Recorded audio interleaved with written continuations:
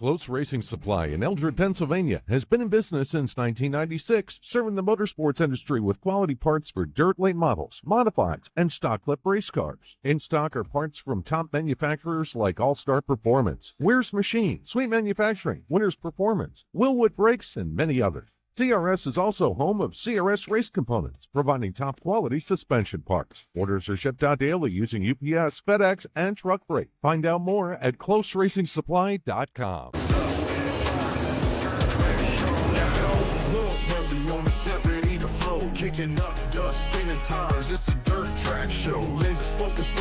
All right, everybody, back again with another episode of the Woah Show, presented by Burnin Hollow Sauce Company.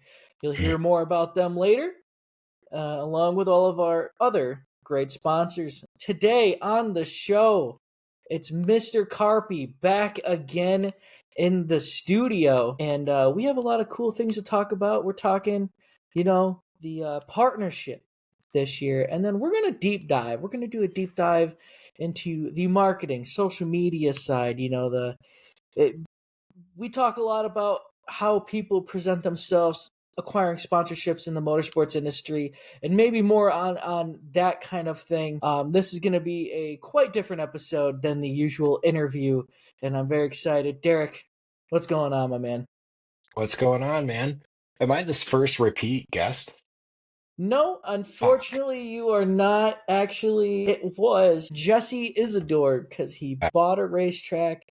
Then Bastard. Bud Watson came back because he joined up again with the Rush late models, which is very exciting. However, third, we're doing it for Dale. You're the third one to come back. We're not running out of ideas. I think we just have a lot of good ideas to talk about. And this will be a crossover episode. This is part one here on the Woah Nelly Mothership. And the second half will be over on the Carpy's channel. So, first off, 2025, we're back at it again with a partnership, Derreck.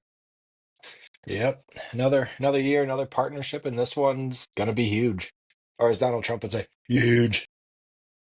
So, in this year, we structured it a little different, and I think the way you have structured your deals this year has been different, and I think that's kind of what brought up this idea of talking about marketing and social media and, how people go about these sponsorships and companies feeling like maybe, hey, how are we, tracking how we're getting out of this? So what do you, let's talk about it. What do you expect out of the Woah Nelly deal? We're doing the Speedway highlights, Carpy's Driver of the Week, the award every single week during the race season where people fight sometimes over the comments how they haven't gotten one yet.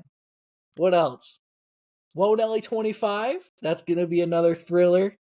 Yeah. Yeah, I think we got a lot of the same stuff in the works as well as a lot of the new stuff in the works. But the main thing that we're paying for is you personally. The mouthpiece. Yeah, the mouthpiece. It's so funny, right? And this is gonna come up after the award, and I'm sure I'll post a video about thanking everybody that made it happen. But this Saturday, which will be the Saturday after we post, we're going through the time machine, the Carpy's hot tub time machine.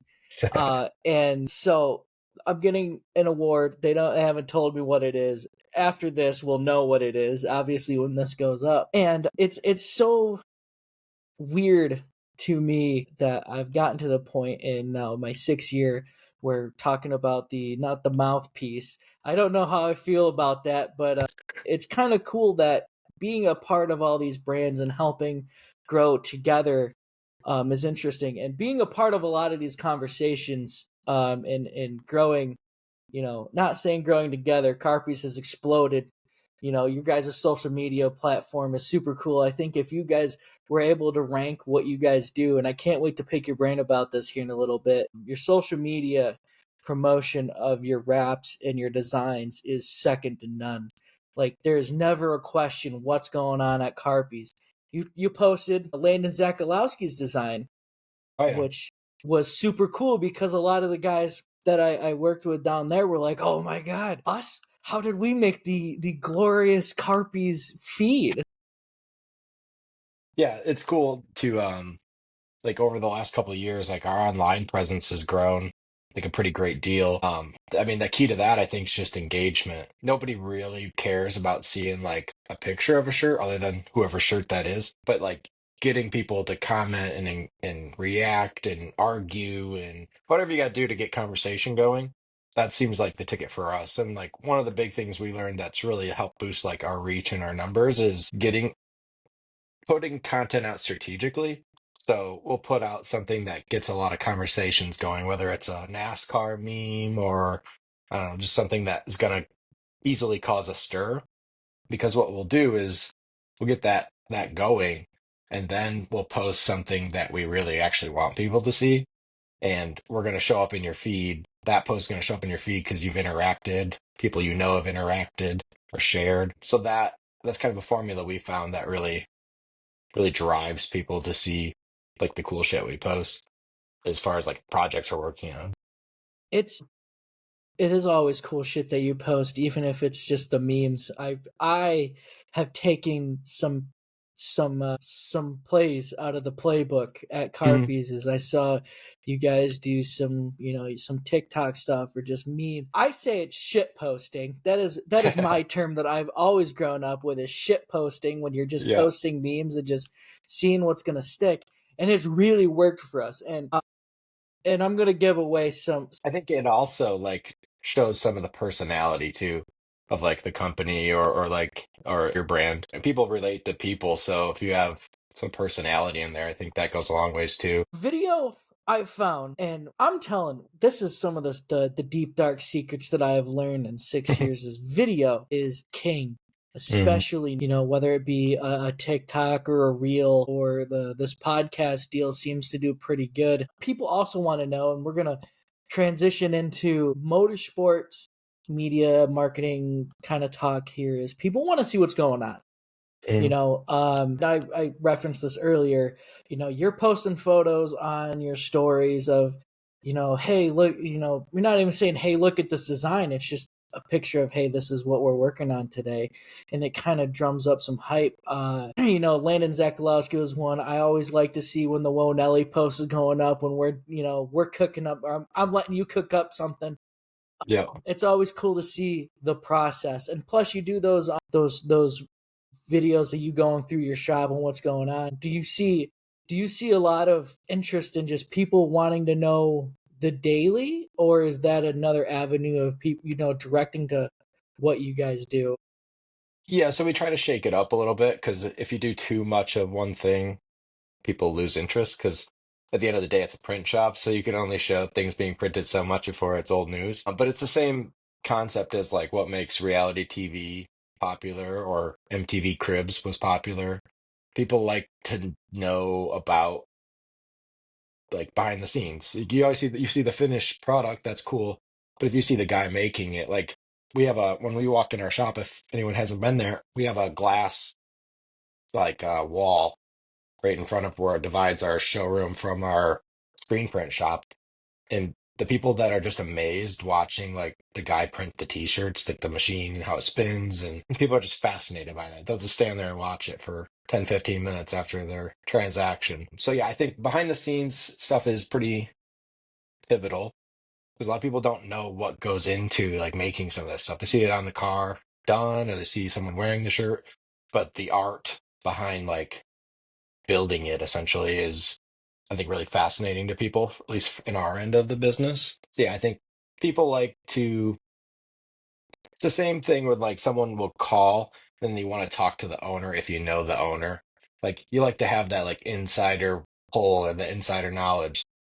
Those kind of videos, I think, gives people the insight of like what's going on, who's making the stuff. Like Mo is like he's not on social media, but I had to say he's like more popular than Carpy's. People are just He's part of the fascinated by him. brand. Yeah, and you want to know what? If you posted a 12-hour loop of you printing t-shirts, I bet they would do bonkers numbers. I would use that as my ASMR to go to bed. It's so cool. I nerd out about stuff like that because being in the design space, myself, and not to the extent that you are, but it kind of like going and seeing the process is kind of what I geek out about. The finished product is always, 10 out of 10.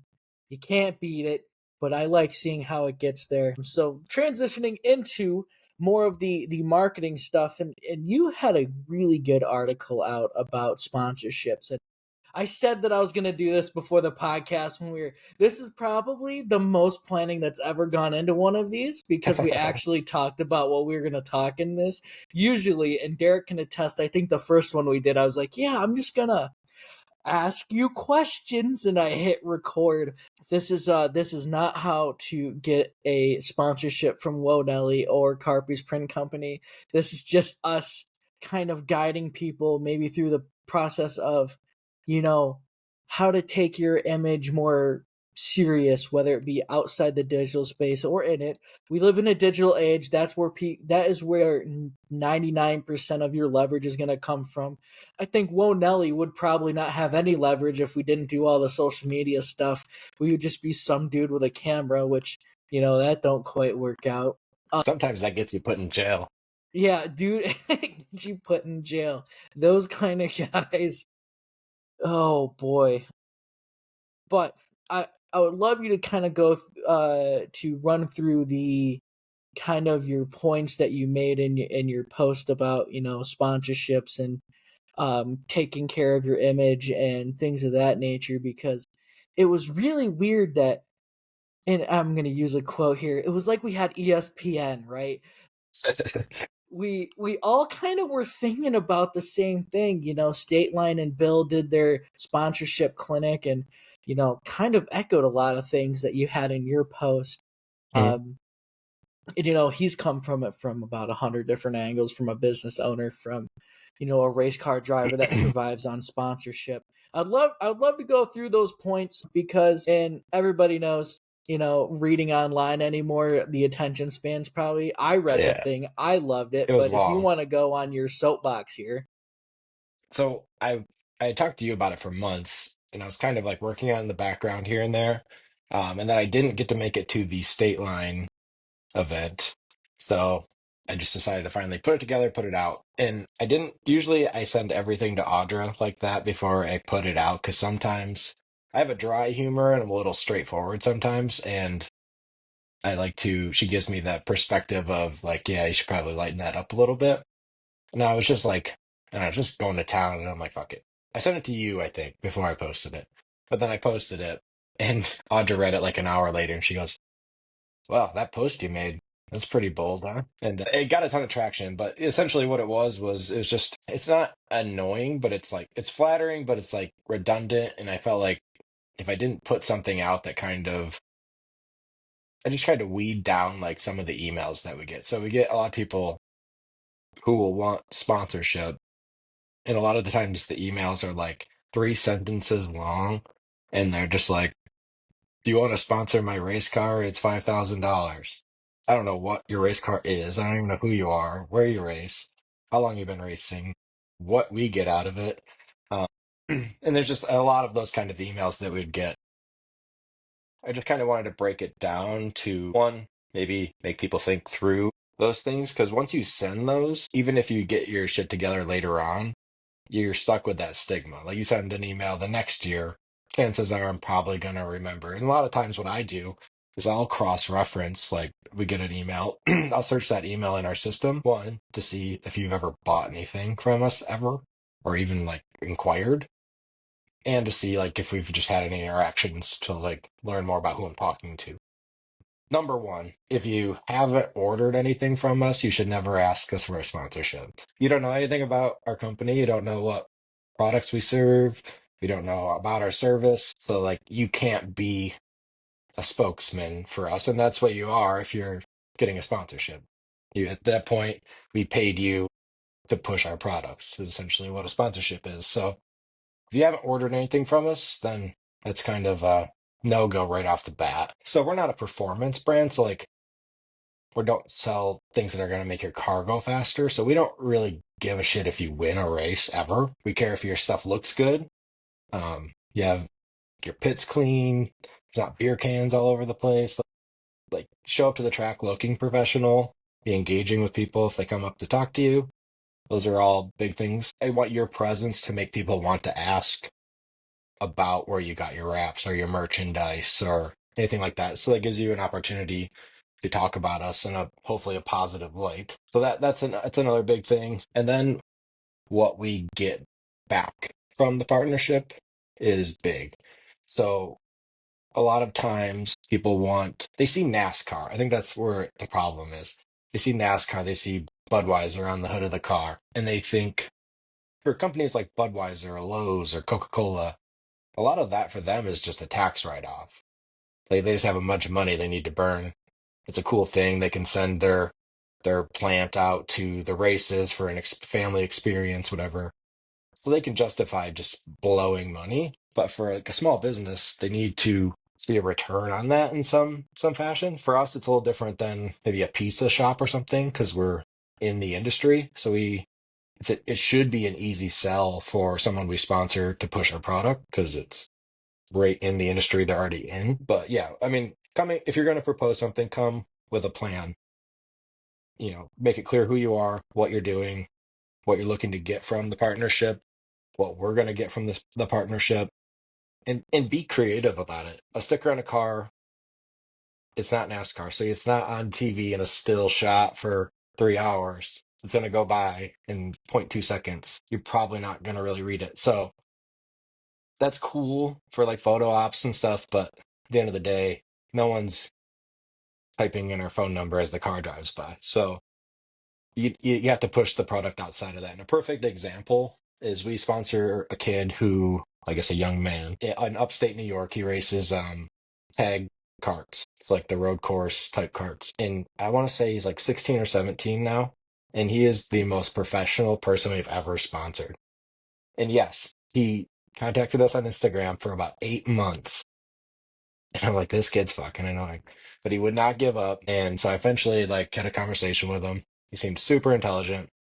He really wanted to like push Carpies.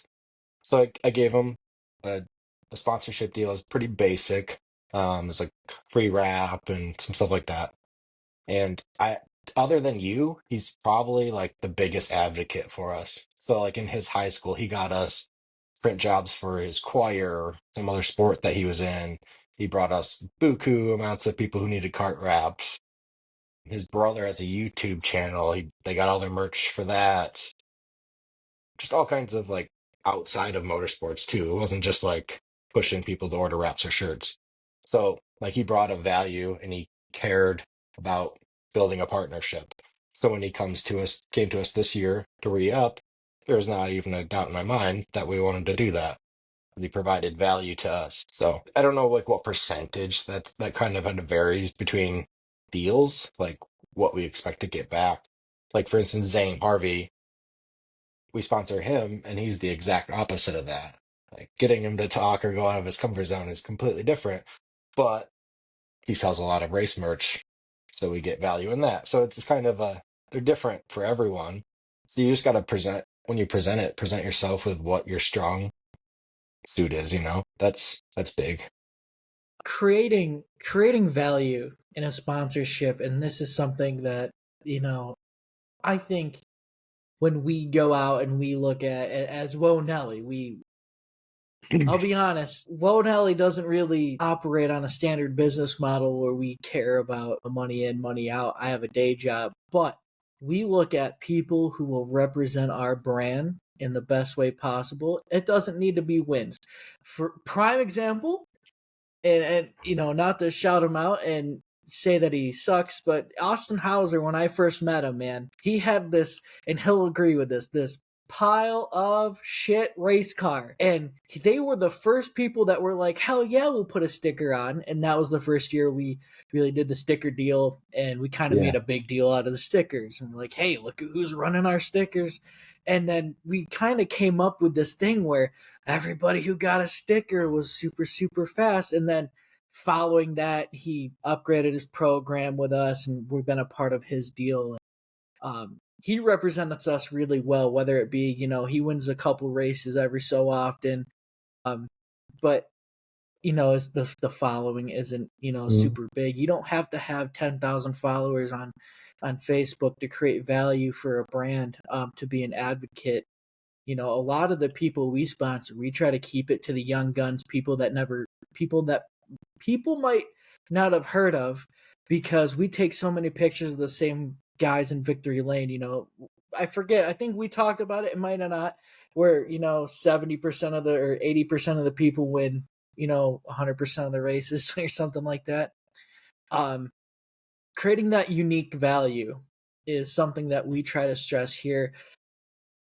You know, I try to say that for every dollar that someone sponsors you with, whether it's a product or whether it's money, they should be seeing like a $3 or $5 return on it, which, you know, in the grand scheme, you know, if someone gives you $1,000 sponsorship, which is kind of a common average rate to get on a race car, from what I've seen through the numerous amount of proposals that I have read through and helped edit.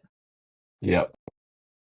You know, how do you get them $5,000 back? Well, it's promoting them, going to, you know, I know I talked to Kaden and how you're pushing her to do car shows, and I think Mhm. that's like a perfect one. And if anybody who is, you know, looking to push their sponsors at a car show, I think also gets a leg up to be like, hey, look, we're interacting with fans.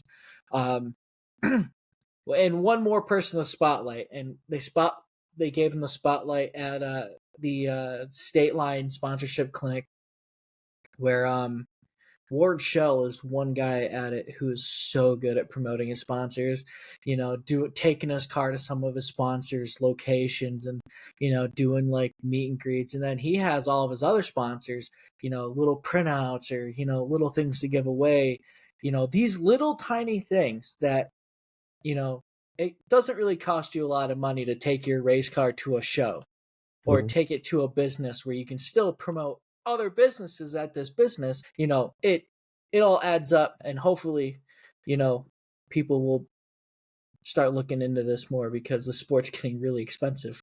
Mhm. So based on the image thing, and, you know, I think you guys have a great image, and building it, and, you know, the people that you sponsor, you know, I'm not hyping myself up. I still come in with it every single year when we talk, because we've been talking, you know, this is what this will be the third year that Carpys will be doing something with us. It'll be our Yep. second full year of doing this about our image, and I always come in like I have all this to prove, and I gotta one up myself every single year. What kind of things do you think, as, you know, a business, B, a person that really you almost have like a second full-time job as a content creator for your own business? You know, you don't have a guy doing all of this. That's the kind of the cool part. What kind of things do you think people can do to really improve their image, maybe in the social space, maybe outside the social space, other than what I might have covered, or expand on it? You know, I always miss some stuff. Yeah, I mean, there's a couple things. So on my podcast, I talked to Ernie Confer, who runs like the regional section of the Mighty Kart series. I think on the show, it might have been post show, we talked about like, so for instance, like John Layfield, he has the kart track and he has the food court thing. He also has 7,000 billboards there, which is cool. Great Yes. for him for like getting people to sign up for it. That's great. But to provide like value, if someone was on the fence on that, so say, we'll just say Tasted Pizza, for example, he hit them up for a billboard. That billboard honestly probably does nothing for them. One way he could create value, we'll say, is hypothetical. I know he has his food stand there where he sells like hot dogs and pizza, popcorn. He could tell Tasty Pizza, like, hey, I want you to do this billboard, but also if you give us like a special rate on 15 trays of pizza for the night and we resell that pizza at whatever value, they're getting exposure, being that they're the pizza of Layfield's track there. They're also getting a little bit of business out of it, even if it's at a discounted rate. They're just getting all this like additional like activation. Activation's probably the right word for it. Like in real time promotion of their product. And for us, I mean, I'm a little different than like I think a lot of people who want promotion for their business. I like fun shit. So like one of the things that like intrigued me about Kaden Bush, one, she was a customer. She had been a customer for probably 2 or 3 years before we like did an official partnership. She's cool, her dad's cool. But like the thing that intrigued me was like I don't know if you guys have ever looked at her TikTok channel, but it's like goofy as hell. She'll do these like kind of like Cletus McFarland type like post race interview things, and then like there's one where like they're trying to sell a jet ski on the in her front lawn. Like stupidest stuff I've ever seen, but it's hilarious. And yeah, so like some of that stuff isn't directly pushing Carpies, but it's going to get engagement, it's going to get views. And then when she does do a post about racing things, more people are going to pay attention. There's personality there. So like as far as social media and content, I think being original and fun and having personality goes a long ways. Posting race results and like tagging your 30 sponsors is cool, but like that's not you're going to see 75 of those on Monday in your feed. You're not going to really care. You're just gonna, I just scroll past most of them. So like that's cool.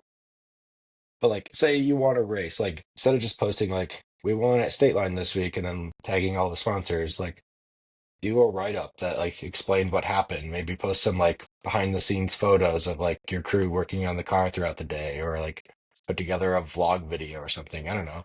Stuff that doesn't take it takes a couple more minutes to produce, but it doesn't have to be professional photography or videos. People like stories. They like to feel invested into what happened. If you just show, it's just like the problem with Instagram. People post their lives, but they only post the good parts. How much more juicy would it be like if you had some good shit like my boss cut my hours this week. That's fucked up. Or my boyfriend cheated on me. Like put some juice in there. You're gonna get a lot more attention. So I think well just like with racing, I think I talked to you about it, having some of your guys like do like a little mini documentary series of like a day with like Caden and her dad at the track, but not just the polished stuff of them like getting in the car and racing and then in victory lane. I want to see like them fighting, and I want to see like someone didn't pack the water. I don't know, just like interesting stuff. Zane's might be a little less exciting, but Zane may- honestly is the most relaxed person you have ever met. He could win the Eldora Million and get out of the car and he'd be like, "Yeah, bud, we just won. Thank my dad." you know, and him at the racetrack, they'll like do whatever they do to the car and then they'll just hang out. yeah. Like, and we go over and bug them, and I think we must be the highlight of the night because they either or whatever. Yeah, I mean, but yeah, back to the content stuff. Like, yeah, creating originality. That's the key to it. Like, we go RC racing, and I got those Ray-Ban meta glasses, so like I can film like my races from first perspective. I can like walk around and talk to people, and I have all this footage. So I've been starting to just kind of chop it up into like a 3-minute video from the whole weekend, and those have been doing pretty well because it's people see like RC racing on the track and this car's going around, looks cool, whatever. But like they don't know like all the work that goes into it, like all the chassis work, shock work, tire truing, all the stuff that goes into a big car. And I think like because we have a big car following also, they see all that same stuff that they do to the big car. You have to do this little tiny car, and it's like super fascinating to them. So yeah, just being original, like thinking outside the box, letting people into your world a little bit. Like I've heard like celebrities talk about this, like motocross guys and NASCAR guys, when they first got into social media, like the sponsors and the teams wanted them to post like that they're doing their workout, like they're going on this bike ride, whatever. And they're like, who cares? Who wants to see that? Well, people want to see that. They think it's cool. It makes you more human. You have a connection. And then that's just easier to push products. It's you're giving content. And then, so it's like you're giving out this free exposure, but then you can hit them with something like a sponsorship proposal or announcement or pushing a product that we release or something. the more people are apt to pay attention to it. I think there's a lot of personality in racing. So at the NASCAR level, and this is why it doesn't interest me as much, because there's like 3 guys who aren't afraid to show their personality. I think everybody's so sponsorship driven where they're like afraid to be them. Mm-hmm. And everybody might hate on him on the internet, but Bubba Wallace, you know, he don't care. He's gonna be him.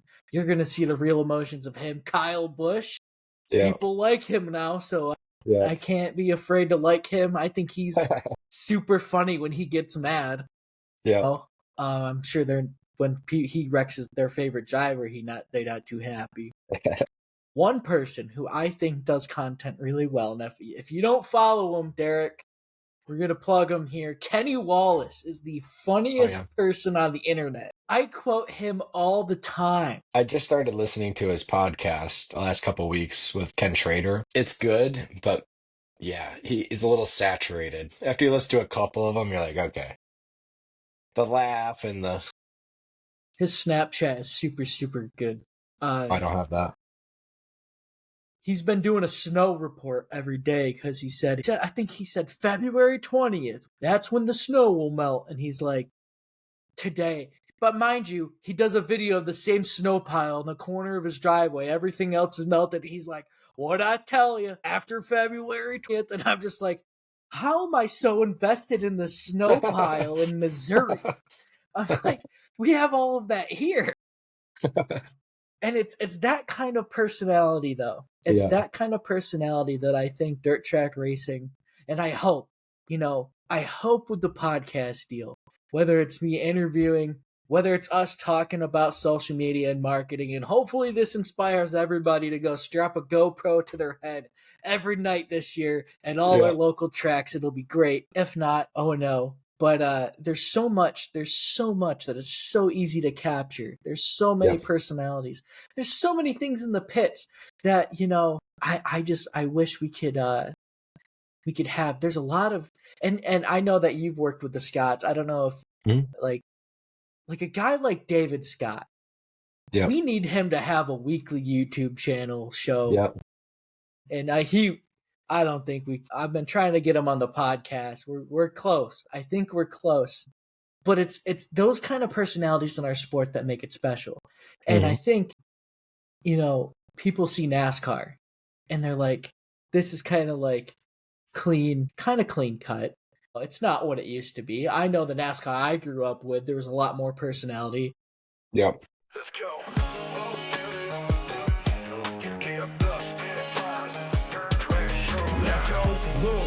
On the set, ready to flow, kicking up dust, spinning tires. It's a dirt track show. Lenses, focus, inches rolling, feel that adrenaline. Capture moments, freeze frames. That's where the thrill begins. Full show in the zone, give it all we got.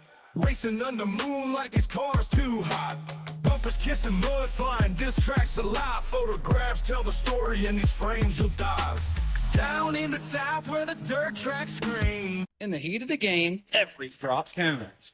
Introducing Victory Fuel Flavored Electrolyte Water, the ultimate hydration companion. Silly Bowl champion Logan Seavey. ASCS National Champion Seth Bergman. Packed with essential electrolytes and bursting with delicious flavor. Victory Fuel keeps you hydrated and fueled to perform at your best.